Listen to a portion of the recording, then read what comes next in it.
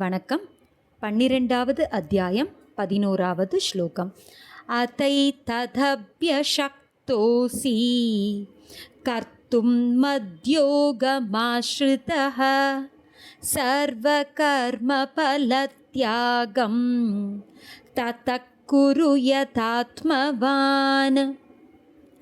இப்போ ஸ்லோகத்தோட விளக்கத்தை பார்க்கலாங்க. பக்தி யோகத்தில் 12வது அத்தியாயம் 8வது ஸ்லோகம் என்ன சொன்னார் பகவான் ஸ்ரீ கிருஷ்ணர்? மனதை என்னிடம் நிலைநிறுத்து அப்படின்னு சொல்லி சொன்னார். 9வது ஸ்லோகத்தில் என்ன சொன்னார்?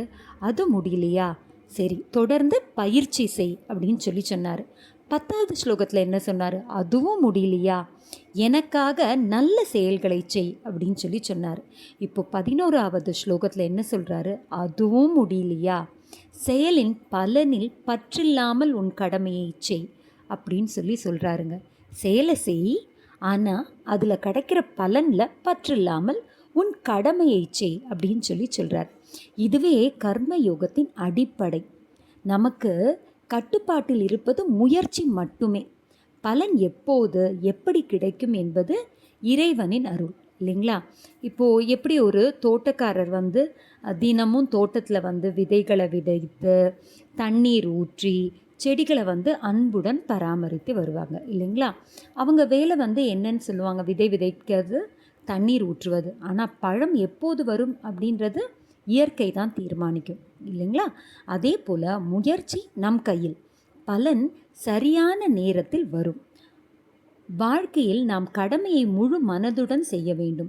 பலனை பற்றி அதிகமாக கவலைப்படாமல் இருந்தால் மன அமைதி கிடைக்கும்.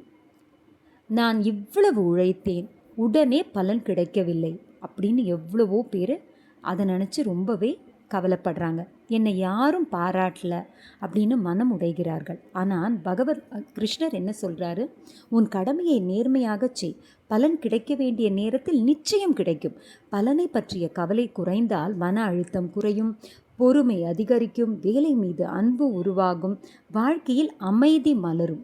கடமையை முழுமையாக செய், பலனை இறைவனிடம் விட்டுவிடு. அப்போது கவலை குறையும், மன அமைதி பெருகும். நன்றி.